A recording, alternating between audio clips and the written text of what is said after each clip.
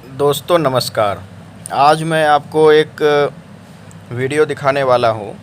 उसमें बहुत ज़्यादा एग्ज़ैगरेट करके एक बंदा है राजस्थान का, उसके द्वारा ऐसा दिखाया जा रहा है जैसे कि राजस्थान के इतिहास ने ही सब कुछ किया है, बाकी क्षेत्रों का कोई योगदान नहीं है इतिहास में। यदि राजस्थान वाले ना लड़ते तो भारत जो है कभी भारत नहीं बन पाता, और आज का जो भारत है वैसे रूप में हम भारत को नहीं देख पाते। तो उस बंदे को मैं आपको दिखाता हूँ, वो ये बंदा है।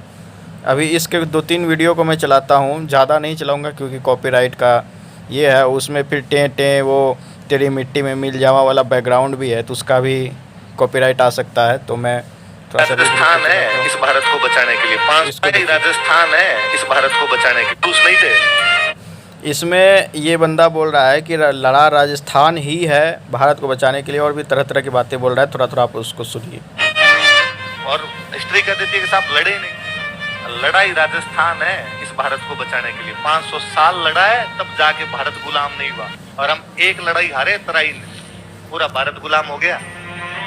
कोई पूछे थे कि उसके बाद भारत में कोई क्यों नहीं लड़े?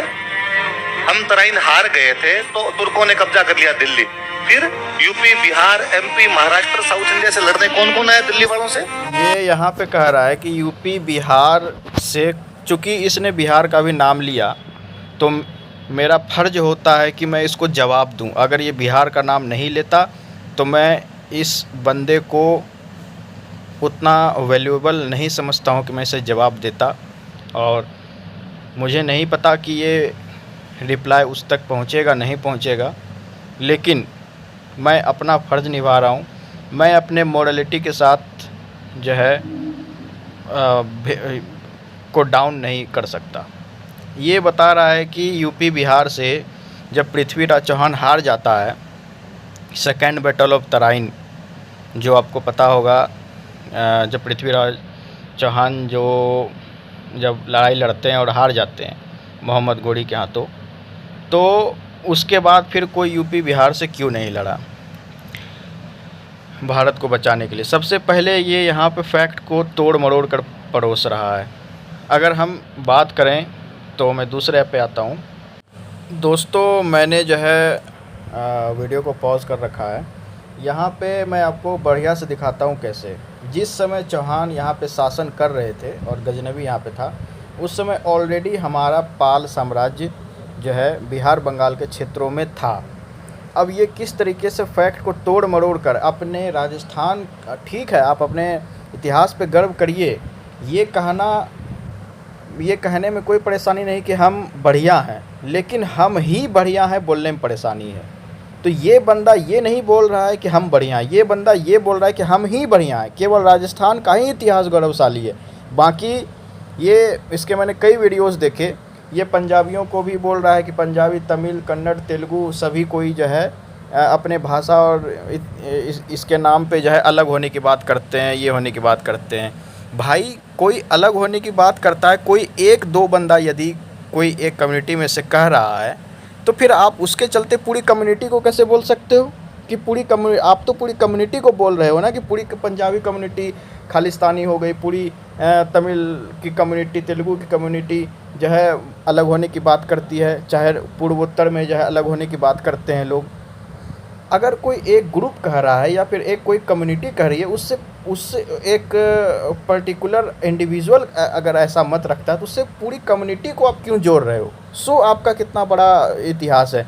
कई कमेंट और कई सोशल मीडिया पे आपको ऐसे भी कमेंट दिख जाएंगे, कई लोग ऐसे दिख जाएंगे, राजस्थान के भी मैं दिखा दूंगा आपको बोलते हुए, जो कि बोलते हैं कि राजस्थान को इंडिया से अलग हो जाना चाहिए। राजस्थान तो 64वां की कौन सा कितना सबसे बड़ा देश है, ये होता है। फिर दूसरी बात, इनकी हिपोक्रेसी देखो इनकी ये बोलते हैं पधारो मारे देश। पधारो मारे देश बोलने का क्या अधिकार है? पधारो मारे प्रदेश बोलो, पधारो मारे देश बोलने का क्या अधिकार है? खैर तो खोट सब में है, लेकिन अभी मैं आपको बताता हूँ कि जिस समय पृथ्वीराज चौहान हार जाता है तो उसके बाद की स्थिति क्या थी भारत में। जो बोल रहा है कि भारत कोई लड़ने के लिए क्यों नहीं आया, कोई आगे क्यों नहीं आया, हार गया। तो ये पहले आप इसको देखिए। वो खैर कहने को तो बहुत कुछ है, लेकिन टाइम उतना नहीं है मेरे पास।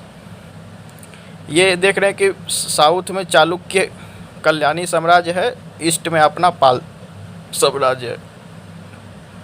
अब यहाँ पे देखिए चौहान को हराया जाएगा।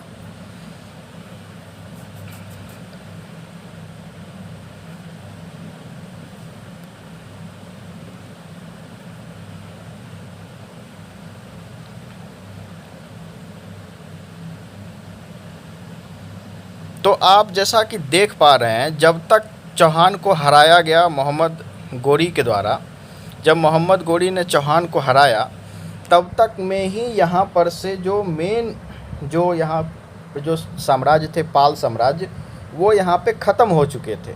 जो पाल साम्राज्य अपने बिहार में थी ही नहीं, अपने बिहार बंगाल के क्षेत्रों में, इस क्षेत्र में पाल साम्राज्य थी ही नहीं। यहाँ पे एक सब्स्टिट्यूट एक छोटी सी डायनेस्टी बन गई थी, सेन डायनेस्टी। ठीक है, तो ये थी। अभी फिर आगे देखिए कि परिस्थिति क्या। मैं केवल अपने बिहार को डिपेंड करूँगा। फिर ये गढ़वाल को हराते हैं, और फिर ये देखिए फिर क्या होता है कि आप ये देख पा रहे होंगे कि यहाँ पे सेन डायनेस्टी जो है बट जाती है, पूर्व में चली जाती है, और इधर खिलजी बंगाल बन जाता है। तो ये तो हमेशा से रहा है कि ईस्टर्न इंडिया में कभी भी कोई भी शासन पूर्णतः कंट्रोल कर ही नहीं पाया है। उसका एक सब्स्टिट्यूट ब्रांच ही पूर्व में कंट्रोल कर पाया है। तो कौन कितना ब्रेव है, किसने कितनी अधिक लड़ाई लड़ी है, वो आराम से पता चल जाता है। ठीक है, तो कोई क्यों नहीं लड़ पाया, कोई क्यों नहीं भारत को कंट्रोल कर पाया, ये तो बेतुकी बातें हैं। उस समय कंट्री जैसा कोई कॉन्सेप्ट तो था नहीं। सभी कोई अपने अपने क्षेत्र को लेकर के ही तो लड़ते थे, अपने क्षेत्र को बचाने के लिए ही तो लड़ते थे। और यदि भारत का कॉन्सेप्ट था, इन भाई साहब के हिसाब से यदि भारत का कॉन्सेप्ट था, तो फिर ये केवल और केवल नॉर्थ वेस्ट प्रोविंस तक में ही क्यों सिमट के रह गए। फिर जो हम बिहारियों ने जो पूरा इतना बड़ा साम्राज्य खड़ा कर दिया था, मौर्य साम्राज्य, अखंड भारत का निर्माण कर दिया था, तो इनको क्यों, इनको भी करना चाहिए ना। अगर ये भारत के लिए लड़ रहे थे, अपने राजस्थान के लिए नहीं लड़ रहे थे, तो फिर इन्होंने अखंड भारत का निर्माण क्यों नहीं कर दिया, सबसे लड़ क्यों नहीं लिए, केवल अपने ही क्षेत्र को क्यों डिफेंड कर दिया। तो ये सब बातें जो ये बंदा कह रहा है, ये बिल्कुल और बिल्कुल गलत बात कह रहा है। फिर दूसरी बात हम आते हैं, इसके बाद ये एक और इसकी वीडियो है, वो भी मैं आपको दिखाता हूँ। उसके बाद देखिए यही बंदा का वीडियो है, उसमें ये आप इसकी एक ये इस वीडियो को देखिए। भारत की आज़ादी के लिए होम हो गया राजस्थान। इसमें ये कह रहा है कि भारत की आज़ादी के लिए जब युवाओं के नेताओं में जोश भरने की बात आती है, तो केवल भगत सिंह और चंद्रशेखर आज़ाद का नाम आता है। देखिए तो मतलब किस तरीके से ये फैक्ट को, मतलब राजस्थान के इतिहास को सबसे बड़ा बताने का कोशिश कर रहा है कि केवल और केवल राजस्थान का इतिहास है, बाकी सबका तो कुछ है ही नहीं। ठीक है, भगत सिंह के लिए बहुत इज्जत है हमारे इसमें भी, लेकिन ये जिस बंदे की बात कर रहा है, तो फिर आप, तो मैं, इसका नाम है राजीव चलुकी या चकुली, कुछ इस तरीके से नाम है। तो ये जो बंदा इस तरीके की बात कर रहा है, तो इसको ये पता होना चाहिए कि बटुकेश्वर दत्त जो बिहार प्रोविंस में लड़े थे, वो 12 साल की उम्र में, केवल और केवल 12 साल की उम्र में, और सबसे यंग जो भारत सरकार के द्वारा बटुकेश्वर दत्त को सबसे यंग फ्रीडम फाइटर जो कि शहीद हो गए थे अपने देश के लिए, बटुकेश्वर दत्त 12 साल की उम्र में उसको दर्जा मिला हुआ है। फिर तुम्हारे इस शाहपुर का कौन बारहट परिवार, इसको क्यों नहीं भारत सरकार ने दर्जा दे दिया 12 साल में। 12 साल में तो बिहार प्रोविंस में जन्म लेने वाला बटुकेश्वर दत्त मारा गया था अपने देश के आज़ादी के लिए। फिर देखिए, और देखिए ये किस तरीके से एग्जीगरेट करता है फैक्ट को। यहाँ पे ये देखिए, जब मैं कभी और कश्मीर पंजाब में अलगाववादी बातें सुनता हूँ, अच्छा ये बताने वाला केवल और केवल राजस्थान। जी जान की बाजियां लगा दी थी उन लोगों ने, लेकिन इस भारत को अखंड रखने की तमाम कोशिशें। भारत को अखंड रखने की तमाम कोशिशें राजस्थान ने की है, और पंजाब, तमिलनाडु, कर्नाटक वाले अलग होने की बात करते हैं। भारत को अखंड रखने की प्रयास कभी राजस्थान से हुई ही नहीं, बल्कि राजस्थान तो हमेशा उलझा रहा, कभी इससे लड़ने में, कभी उससे लड़ने में। हर दिन इनके ऊपर अटैक हो जाता था, ये संभाल नहीं पाते थे, इनका ज़्यादातर समय लड़ाई लड़ने में ही चला जाता था। अच्छा, उसके बाद फिर ये एक चीज़ देखिए, 712 में मोहम्मद बिन कासिम के आने से लेकर 1192 में जब तक मोहम्मद गोरी भारत पर कब्जा नहीं कर पाया था, तब तक के बीच के 480 साल इस भारत को जिंदा रखने वाले और बचाने वाला केवल और केवल राजस्थान था। अब मुझे लगता है कि यार इस राजस्थान की धरती में त्याग, बलिदान, सर्वस्व है जो न्यौछावर कर। 712 में मोहम्मद बिन कासिम के आने से लेकर 1192 में जब तक मोहम्मद गोरी भारत पर कब्जा नहीं कर पाया था, तब तक के बीच के 480 साल इस भारत को जिंदा रख। ये बता रहा है कि जब मोहम्मद बिन कासिम से लेकर के मोहम्मद गोरी, इनके लिए सबसे बड़ी बात तो है पृथ्वीराज चौहान का हार जाना को मोहम्मद गोरी से ये बहुत बड़ा एक टाइमलाइन मानते हैं, जबकि ये कोई बहुत बड़ा टाइमलाइन नहीं है। पृथ्वीराज चौहान के हार जाने के बाद भी भारत में बहुत सारी इंडिपेंडेंट डायनेस्टी थी, चाहे वो विजयनगर साम्राज्य हो या फिर तमिलनाडु का पांड्या डायनेस्टी हो, चाहे और कुछ हो। बहुत सारी इंडिपेंडेंट एम्पायर थी, बहुत सारे इंडिपेंडेंट किंगडम थे। तो ये नहीं कहा जा सकता कि केवल राजस्थान ही लड़ रहा था भारत को अखंड रखने के लिए। ये सब बातें बिल्कुल और बिल्कुल बेतुकी हैं। इस बंदे को हिस्ट्री की प्रॉपर नॉलेज है नहीं, लेकिन ये बायस्ड होकर के राजस्थान की हिस्ट्री को बहुत ज़्यादा बड़ा बताने की कोशिश कर रहा है। मैं अभी भी कहूँगा, मैं इस बंदे के कारण राजस्थान को हेट नहीं करूँगा, राजस्थान की हिस्ट्री को हेट नहीं करूँगा। हर क्षेत्र का अपना अपना त्याग और बलिदान रहा है इस मिट्टी को सींचने में, लेकिन ये कहना कि केवल और केवल राजस्थान का ही रहा है, जो कि ये कह रहा है और इसके बातों से लगता है, साफ साफ पता चलता है, ये बात गलत है। इस चीज़ का मैं विरोध करता हूँ। वाले बचाने वाला केवल और केवल राजस्थान था। अब मुझे लगता है कि यार इस राजस्थान की धरती में त्याग, बलिदान, सर्वस्व है जो न्यौछावर करने की भावना है बहुत सदियों से। हमसे जितना इस देश के प्रति कोई वफादार और इस देश की एकता और अखंडता के लिए सब कुछ न्यौछावर करने वाला कोई नहीं, वरना सबको अपनी पंजाबी, गुजराती, मराठी, तमिल, तेलुगु, मलयालम, कन्नड़ से लगाव है। भाषा के नाम पर वो देश को तोड़ने की और झुकाने की धमकी। हाल के लोकतंत्र के इतिहास के अंदर कोई बताए कि राजस्थान के किसी बंदे ने इस प्रकार के अलगाववाद की बातें की? भाई साहब, कई ऐसे कमेंट मिल जाएंगे, जाकर देखो, उसमें कई ऐसे मिल जाएंगे जहां पर इस चीज का। रविंद्रनाथ टैगोर लिखते हैं। अच्छा, ये रविंद्रनाथ टैगोर का सुनो कि यूनान के राजा सिकंदर ने, सिकंदर का नाम सुना होगा, अलेक्जेंडर, यूनान के राजा सिकंदर ने हमारे भारत के पोरस को हरा दिया था। राजा पोरस का नाम सुना होगा कि राजा पोरस को सिकंदर ने हरा दिया था। उस हार से लेकर प्लासी के युद्ध तक, एक बैटल ऑफ प्लासी का नाम सुना होगा। प्लासी, अंग्रेजों का कब्जा प्लासी के युद्ध के बाद ही हुआ था, जब नवाब सिराजुद्दौला कर्नल क्लाइव के सामने वहां पर हार जाता है, लॉर्ड क्लाइव के सामने हार जाता है। तो रविंद्रनाथ टैगोर कहते हैं कि यार राजा पोरस से लेकर सिराजुद्दौला तक भारत का पूरा इतिहास हार से भरा पड़ा है। भारत का पूरा इतिहास हार से। ये देखिए, ये अपने राजस्थान को गौरवान्वित दिखाने के लिए, इतिहास को, ये बता रहा है कि उस समय से लेकर के राजा पोरस, सबसे पहली बात तो राजा पोरस को हारा हुआ खुद उनके जो ग्रीक हिस्टोरियंस हैं वो भी नहीं बताते हैं कि राजा पोरस जो है हारा था। आप अलेक्जेंड्रिया वाली जो मूवी है, जब आप उसको देखेंगे, उसमें भी यही बताया गया है कि राजा पोरस जीत जाता है। और कई इंडियन हिस्टोरियन बताते हैं कि राजा पोरस जो है वो जीतता है, तभी फिर अलेक्जेंडर हारता है। हालांकि डिस्प्यूटेड है, क्योंकि इस बैटल ऑफ हाइडेस्पस जो हुआ था उसके बहुत सारे रिजल्ट जो है दिखते हैं। बहुत सारे हिस्टोरियंस, जो फॉरेन हिस्टोरियंस हैं, वो अलेक्जेंडर को विजेता मानते हैं, और बहुत सारे फॉरेन हिस्टोरियंस पोरस को भी विजेता मानते हैं। लेकिन फॉरेन हिस्टोरियंस में ही कुछ हिस्टोरियंस अलेक्जेंडर को भी विजेता मानते हैं। लेकिन ठीक है, उसके बाद फिर ये बताओ कि जो बाद में सेल्यूकस साम्राज्य को हराया इसके बाप ने था। हाँ, मैं यहाँ पे थोड़ा सा अपने बोली को कंट्रोल कर रहा हूँ, मैं इसको पर्सनली अटैक नहीं करना चाहता हूँ। तो जो मैंने कहा वो बहुत सोच समझ कर कहा है। सेल्यूकस को कौन हराया? चंद्रगुप्त मौर्य ने हराया। भारत को अखंड किसने किया?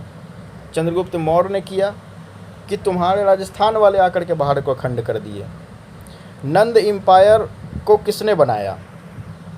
वो नंद एम्पायर को भी बिहारियों ने बनाया। गुप्ता एम्पायर जब बना, गुप्ता एम्पायर जो था, तो गुप्ता एम्पायर ने जब हुनों से लड़ाई लड़ी तो क्या इसके मतलब मैं नहीं बोलना चाहता ज़्यादा, वो आकर लड़ रहे थे उस समय। सब समय तो हम लोगों ने लड़ाई, अखंड भारत को तो हम लोगों ने बनाया। जो भारत के इतिहास की, अखंड भारत के इतिहास की ये बात कर रहा है ये बंदा, इसको ये पता होना चाहिए अखंड भारत की परिकल्पना ही हम बिहारियों ने दी है। मौर्य साम्राज्य से लेकर के गुप्त साम्राज्य और भारत को सोने की चिड़िया हम बिहारियों ने बना दिया है। गोल्डन एम्पायर, ईस्ट इंडिया को जो है गोल्डन बर्ड कहा जाता था ईस्ट इंडिया में। और कई थिंकर्स ने कहा है कि what Bengal thinks today India thinks tomorrow. और उस समय के बंगाल में मतलब कि बिहार को भी काउंट किया जाता था, क्योंकि अकबर के समय में ही बिहार को मतलब मुग़ल साम्राज्य के समय ही बिहार को बंगाल में भी विलय कर दिया गया था। तो जो बंगाल को सोने की चिड़िया कहा भी जाता था वो बिहार के कारण कहा जाता था, ऐसे नहीं कहा जाता था। फिर दूसरी बात ये है कि ये जिस तरीके से बता रहा है कि उस समय से लेकर के, और उसमें ये कहता है कि बीच में रविन्द्रनाथ टैगोर ऐसा कहते हैं कि थोड़ा बहुत जो उनको गुदगुदी होती है तो वो राजस्थान का इतिहास देखकर होती है कि राजस्थान का इतिहास में ये जीतते हैं। भाई कब जीतते हैं? सबसे ज़्यादा तो तुम लोग हारे हो, कभी तुर्कों से हार गए, कभी तुम सबसे ज़्यादा तो तुर्क से ही हारे हैं ये, कभी तुम मुग़ल से हार गए, कभी तुम जो है सेंट्रल एशियन से हार गए। तुम सबसे ज़्यादा तो तुम हारे हो, जीते कब हो? जीते बहुत कम हो। आपस में भी तुम लड़े, तुम्हारे आपस में यूनिटी नहीं थी, महाराणा प्रताप को अकेला छोड़ दिए, सारे के सारे एक हो गए। यहाँ तक कि तुम मराठाओं से भी लड़ाई लड़े हो, तुम जाटों से भी लड़ाई लड़े हो, तुम सबसे लड़े हो। इसका कारण ये नहीं है कि तुम लड़ाकू थे, बल्कि इसका कारण ये है कि तुम्हारा जो ज्योग्राफिकल लोकेशन है वही ऐसा है कि तुम्हें लड़ना ही लड़ना था। अगर तुम ना लड़ते तो फिर तुम मारे जाते। तुम्हारा लड़ना तुम्हारे वजूद के लिए इम्पोर्टेंट था। और सबसे बड़ी बात है कि आप अगर इस चीज़ को देखें तो जो ये कह रहा है, जिस तरीके से बातें ये बता रहा है ये बंदा, ये बिल्कुल और बिल्कुल फैक्टलेस है और बाइस्ड है और बहुत ही तोड़ मरोड़ कर ये फैक्ट को पेश कर रहा है। अगर भारत में कहीं पर, एक मिनट, अगर हम पूरे इस भारत की बात करें तो इसमें सबसे बड़ा रोल इस क्षेत्र का रहा है, पूरे के पूरे बिहार का, अखंड बनाने में, चाहे इकोनॉमिक बूस्ट देने में, चाहे किसी भी चीज़ में। और आज भी इसका नतीजा तुमको देखने को मिलता है कि हर चीज़ में, हर कोई भी एग्ज़ाम होता है, अभी यूपीएससी का रिजल्ट आया, इसके पहले कोई भी रिजल्ट आया, उसमें बिहारी टॉप करते हैं। पढ़ाई लिखाई में, चाहे किसी भी चीज़ में तुम देख लो। तो हमें प्रमाण देने की ज़रूरत नहीं है, ना ही मैं अपने आपको श्रेष्ठ बता रहा हूँ कि हमारा ही सब कुछ बढ़िया है इसके तरह। लेकिन जो ये बता रहा है कि केवल और केवल राजस्थान ही लड़ता रहा, और फिर एक जगह तो ये भी बता रहा है कि राजस्थान का बाउंड्री इससे भी बड़ा है, इससे भी ज़्यादा जो आज का राजस्थान है वो उससे भी ज़्यादा बड़ा होना चाहिए। अरे भाई, बड़ा छोटा की बात ही नहीं है, बड़े और छोटे की बात है ही नहीं। छोटा रहते हुए भी और बड़ा रहते हुए भी अपने स्वाभिमान की रक्षा की जा सकती है। अच्छा, सबसे बड़ी बात है ये जो बता रहा है, मैं अपने कंट्रोवर्शियल नहीं करना चाहता हूँ इस वीडियो को, लेकिन आप एक चीज़ देखिए, मैं अभी आपको दिखाऊंगा थोड़ी देर में, कि जितने गर्व से ये अपने आप को ये बता रहा है, कई हिस्टोरियंस ने राजस्थानियों को जो है इस इंडिक ओरिजिन का तो माना ही नहीं। भारत का इंडिक ओरिजिन का कई हिस्टोरियंस ने माना ही नहीं है कि ये यहाँ के हैं। कई हिस्टोरियंस ने इनको हूण, कुषाण और इनका डिसेंडेंट्स माना है। मैं नाम नहीं लेना चाहता उस कास्ट का, लेकिन मैं आपको बस एक छोटा सा स्क्रीनशॉट दिखा दूंगा। वो स्क्रीनशॉट मैं आपको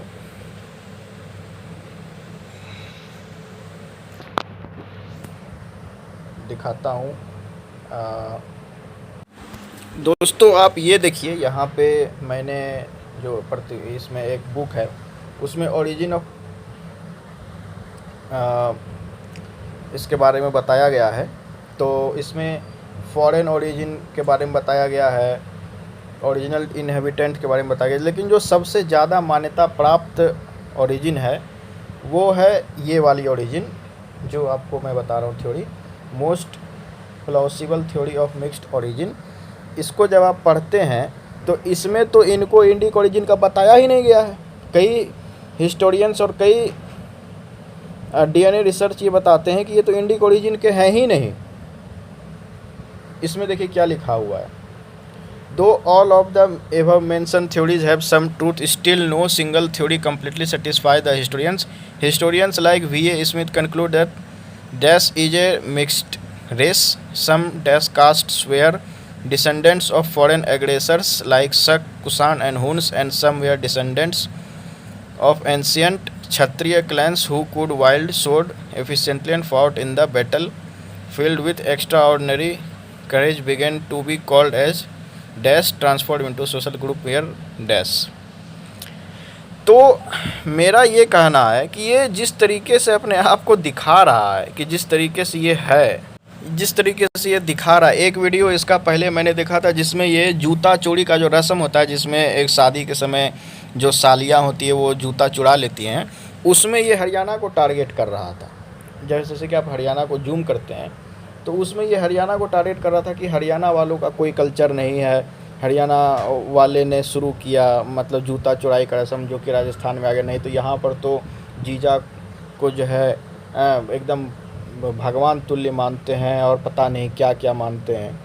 मतलब आप ये देखिए कि खुद इनके स्टेट में कितना ज़्यादा जहर है। मैं वो आपको दिखाता हूँ।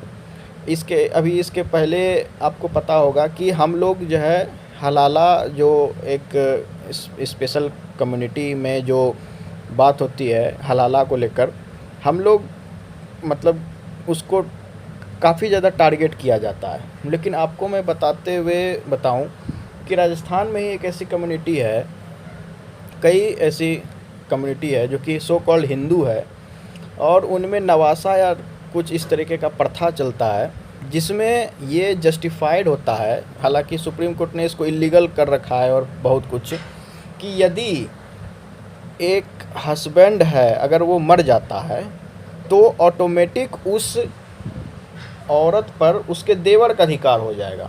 मतलब अगर उसका देवर कुंवारा है तो वो अपनी भाभी से शादी कर लेगा, और ये इनका कल्चर है और ये अपने आप को हिंदू बताते हैं। एक तो है अपने ईस्टर्न इंडिया का कल्चर जहाँ पे भाभी को माँ समान बताया जाता है। जब रामायण आप पढ़ेंगे तो उसमें जब सीता माता जब चली रावण हरण करके लेकर जा रहा होता है तो सीता माता अपने कुछ कुछ चिन्ह छोड़ते जाती हैं ताकि बाद में राम भगवान उनको खोजने आए। तो ये हो जाता है, तो उनके हार मिलते हैं तो लक्ष्मण नहीं पहचान पाते हैं। फिर उनके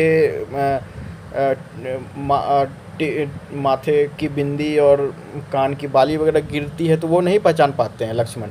लेकिन जब पाजेब उनको दिखती है तो वो लक्ष्मण पहचान जाते हैं कि ये देखिए ये भाभी की पाजेब है। तो राम भगवान उनसे पूछते हैं कि तुमने पाजेब को पहचान लिया लेकिन इनको नहीं, इसको नहीं पहचान पाया। बोला कि मैंने आज तक भाभी के चरणों को ही केवल देखा है, इसलिए मैं उनके पाजेब को ही जानता हूँ। आज तक मैंने उनको उतने ध्यान से अपरले पोर्शन को नहीं देखा है। एक तो ये कल्चर है, लेकिन मैं यहाँ पे टारगेट नहीं कर रहा हूँ इनके कल्चर को। मैं बता रहा हूँ कि ये जितना ये अपने इसके बारे में बता रहा है कि ये बहुत बढ़िया है, सब कुछ इसका कल्चर बढ़िया है, तो इसके कल्चर में खोट भी है, इसके कल्चर में काले धब्बे भी हैं, वो भी इसको बताना चाहिए। और फिर मैं आपको बात बताता हूँ, कई राजस्थानी ब्लॉगर्स हैं, केडी ब्लॉगर्स और कई इसके ब्लॉगर्स हैं। आप जब उसको देखेंगे तो कई ऐसे कम्युनिटी हैं यहाँ पे जो कि उसका मैं वीडियो का रेफरेंस जो है डिस्क्रिप्शन में डाल दूँगा यदि कोई जानना चाहे। कई इसमें हैं जो कि जिसमें सरेआम प्रोस्टिट्यूशन खुद एक बहन का भाई उस करवाता है अपनी रोजी रोटी चलवाने के लिए। ये कौन सा कल्चर है? ये कल्चर और बताओ किसी स्टेट में हो तो, पूरे उत्तर से लेकर के दक्षिण भारत तक, जहाँ पे खुद का भाई बाप जो है अपनी बहन बेटियों का प्रोस्टिट्यूशन करवाता हो, पकड़ के लाता हो, और खुद इनके राजस्थान के ही ब्लॉगर्स उस चीज़ को एक्सपोज कर रहे हैं। और खुद उस चीज़ को एक्सपोज करते हुए कई सारे कमेंट हैं, कई सारे कमेंट उस वीडियो के में ऐसे मिल जाएंगे, कई सारे कमेंटेटर्स उसके वीडियो को देखकर वहाँ पहुँच गए अपनी हवस मिटाने के लिए। और सबसे बड़ी बात है कि उस चीज़ को इस राजस्थान की जो उसमें कम्युनिटी है उसमें उस चीज़ को जायज़ ठहराया जा रहा है कि ये तो बढ़िया है, ये चीज़ में कोई खोट नहीं है, ये चीज़ होनी चाहिए, या फिर बढ़िया है या फिर ख़राब है या फिर जो कुछ भी। तो कभी भी अपने आप को अगर ये बिहार का नाम नहीं लिया रहता ना इस वीडियो में कि बाकी वो लोग क्यों नहीं आए लड़ने के लिए, तो मुझे इससे कोई प्रॉब्लम ही नहीं था। लेकिन चूँकि इसने लिया तो मुझे इसको एक्सपोज करना ज़रूरी था। और चूँकि इसकी अस्मिता इसके कल्चर और इसके हिस्ट्री से जुड़ी हुई है, तो इसलिए मुझे मजबूरन उस पर अटैक करना पड़ा, उसको टारगेट करना पड़ा। लेकिन मैं फिर भी कहूँगा लास्ट में कि राजस्थान की हिस्ट्री और राजस्थान का कल्चर बहुत बढ़िया है, लेकिन सबसे बढ़िया नहीं है। पूरे भारत और पूरे दक्षिण एशिया के इतिहास में हर क्षेत्र का, हर भाषा का, हर संस्कृति का अपना अपना योगदान रहा है। चाहे वो इन्वेडर बनकर आया और यहीं पे बस गया, चाहे वो ओरिजिनली यहाँ का था, चाहे वो जैसा भी था, चाहे वो किसी भी रिलीजन का था। भारत विविधताओं का देश है और इस विविधताओं में हर डाइवर्सिटी को, दूसरे डाइवर्सिटी को रिस्पेक्ट करना चाहिए। ये देश के फेडरलिज़म और देश के यूनिटी के लिए फ़ायदेमंद है। लेकिन जब आप अपने आप को सुपीरियर दिखाने लग जाते हैं तो फिर उसी समय से देश की अखंडता पे सवाल उठती है। और हम बिहारियों ने देश को अखंड करने के लिए सबसे पहले तलवार उठाई है और सबसे आखिरी तक लड़ेंगे। इस चीज़ की गारंटी मैं देता हूँ। मैं सबसे पहले भारतीय हूँ, फिर बिहारी हूँ, और इस देश की अखंडता और संप्रभुता पर जब बात आएगी तो सबसे पहले हम बिहारी खड़े दिखेंगे। तो इसी के साथ मैं इस वीडियो को समाप्त करता हूँ। मेरा इस वीडियो का उद्देश्य किसी भी जाति, धर्म या भाषाई तौर पे किसी को ठेस पहुँचाने का नहीं था, बस सच्चाई से रूबरू करवाना था। और इस राजीव चाकुली कौन है उसको एक्सपोज करना था।